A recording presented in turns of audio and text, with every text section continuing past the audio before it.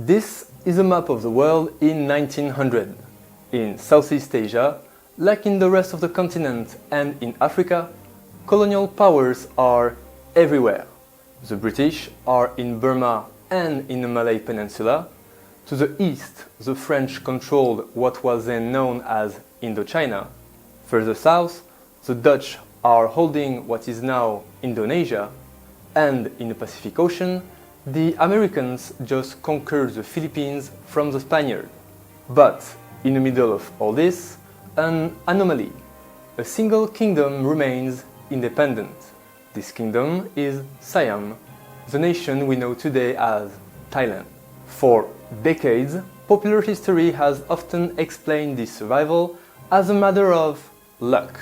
Some suggest Siam was merely a convenient buffer state between the British and the French colonial empires, the same as Afghanistan was between the British Raj and the Russian Empire. Others view it as a fortunate coincidence of geography. So the question is this: how did Siam escape the Western colonial grip and managed to remain independent? Let's dive into the mostly unknown history of Thailand and discover how Siam fought for and kept his freedom.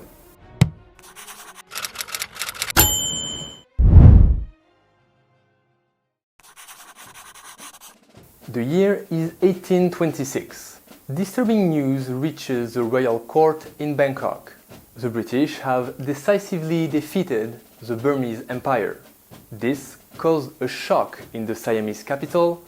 The Burmese Empire was the one that had destroyed the old Siamese capital, Ayutthaya, less than a century ago. To the elite in Bangkok, this is not just a military victory. It's a harsh wake-up call. They hear about metal gunboats and repeating guns for the first time, technologies that Siam cannot replicate. To understand why this was so terrifying, we have to understand what Siam was back then. In the early 1800s, Siam was not a nation-state with fixed borders, like we know in the West. It was a mandala, a series of overlapping circles of power.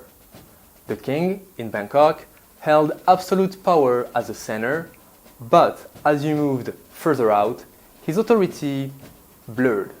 Local lords in Laos, Cambodia, and the Malay Peninsula paid tribute to Bangkok, but they often paid tribute to other neighbors like Vietnam or Burma at the same time. In this world, people were more valuable than land. Wars were fought to capture labor and restock populations, not to draw a line on a map. But by the 1820s, a new kind of power was arriving in the horizon, one obsessed with hard lines, legal treaties, and free trade. So, in Siam, King Rama III, a traditionalist who was also a deep realist, saw the writing on the wall. On his deathbed in 1851, he left his successors with a haunting prediction. There will be no more wars with Burma or Vietnam. From now on, the only threat would be from the West, and the question was no longer if the Westerners would demand entry, but when. The man who took up this challenge was King Mongkut, better known as Rama IV. He was a fascinating figure, a polyglot scholar who had spent 27 years as a monk before taking the throne. While his European counterparts often viewed Asian monarchs as Oriental despots, Mongkut was busy studying Latin, English, and Western astronomy. He understood that the British and the French were not just looking for territory, they were looking for economic opportunities. The British, in particular, were looking for new markets. They had just recently humbled China in the First Opium War and imposed on the Manchu a very peculiar definition of free trade. So Mongkut decided that instead of fighting a war he could not win, he would invite the British in his own terms, or at least terms that prevented a total takeover. In 1855, he signed the Bowring Treaty with Sir John Bowring, the British governor of the recently acquired Hong Kong. And this treaty was radical. Siam has to abolish its royal trade monopolies, limit import duties to a mere 3%, and grant extraterritoriality. To be clear, from now on, British subjects in Siam were not subject to Siamese law anymore. If they committed a crime, they were tried by their own consuls. As you might imagine, this was a staggering loss of sovereignty. It annoyed the Siamese elite for generations, but it worked. By opening the doors to trade, Mongkut made Siam useful to the British Empire. He transformed the kingdom from a potential target into a primary trading partner. He also played a clever game of jealous tensions. By signing similar treaties with other Western nations, Siam was like a giant cake from which everyone has a slice, but could not have more without upsetting the others. This way, no single nation could possibly dominate Siam without risking a war with another Western nation. And the British was quite pleased with themselves, believing they had civilized Siamese trade.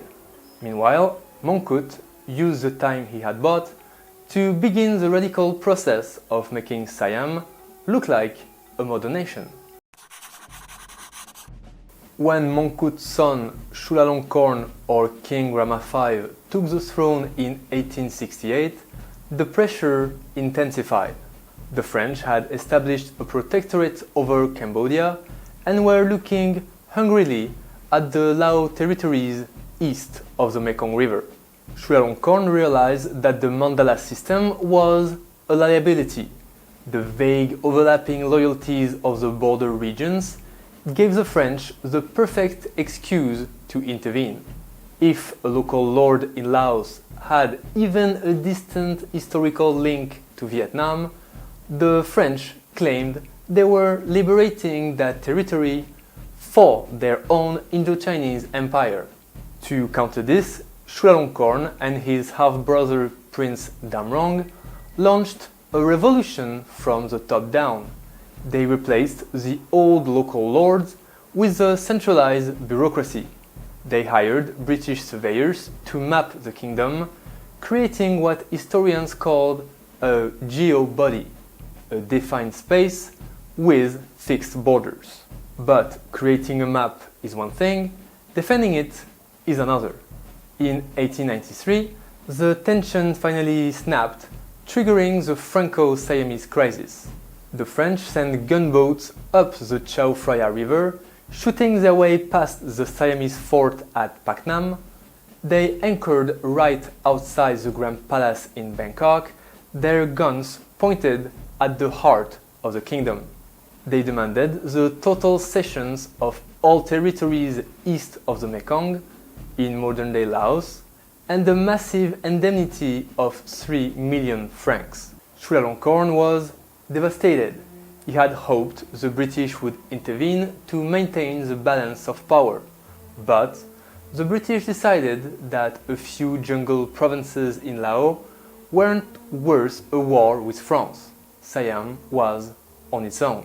So, in a moment of profound pragmatism, Chulalongkorn accepted. He signed away nearly half of the kingdom's claimed territories to the French. A few years later, in 1909, he did the same with the British, ceding 4 Malay states in the south. To a nationalist, this looked like a defeat, but to the Siamese leadership, it was a calculated trade. The periphery, the land inhabited by Lao, Khmer and Malay peoples, was sacrificed to save the core, the ethnic Thai heartland.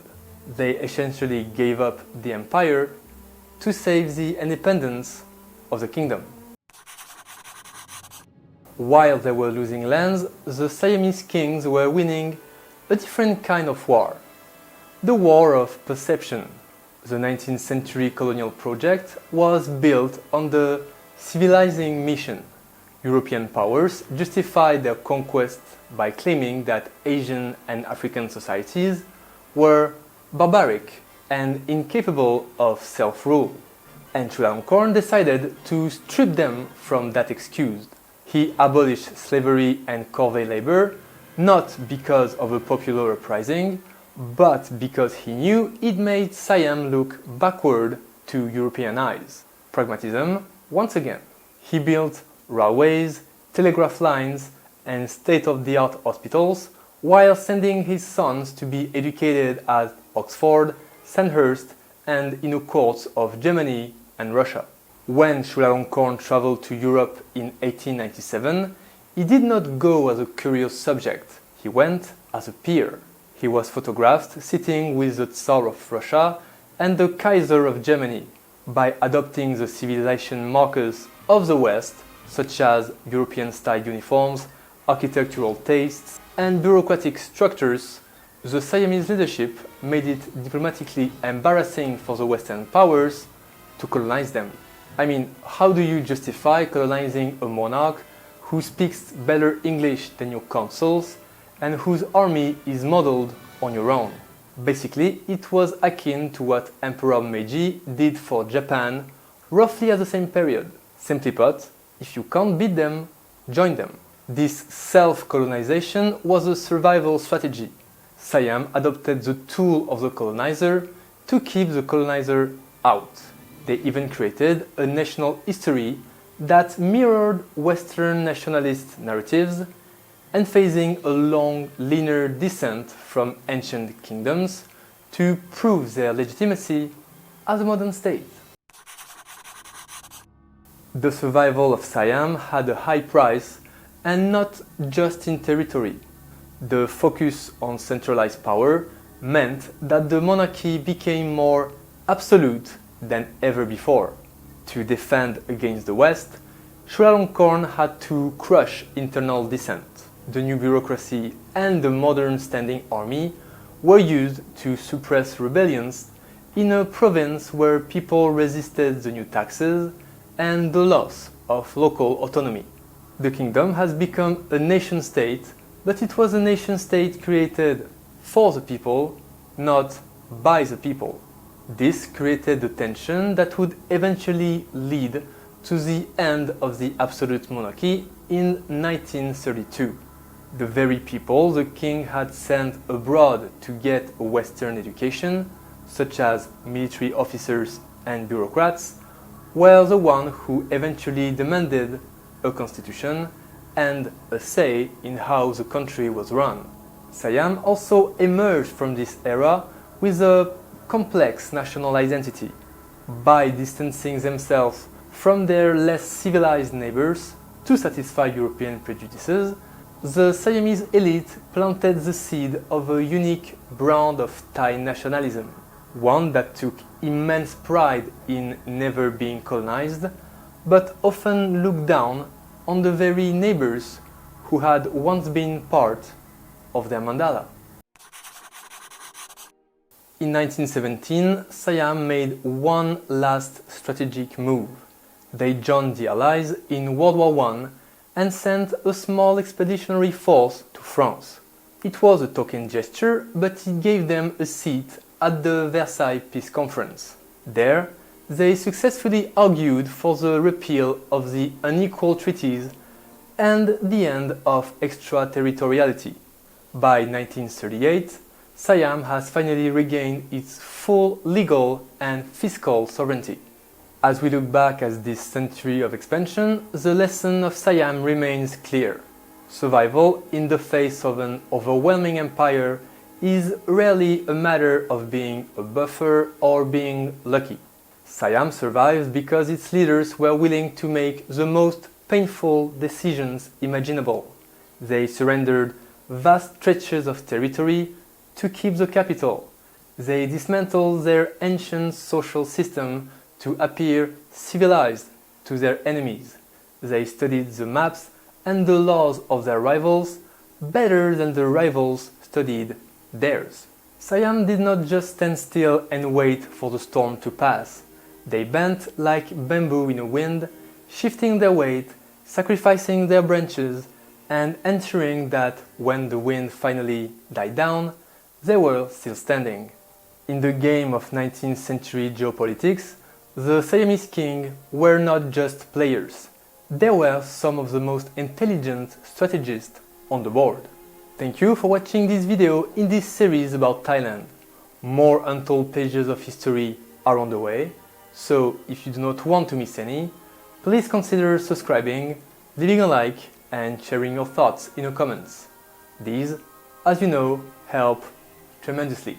This is Forgotten Fragments. Until next time, for the next story.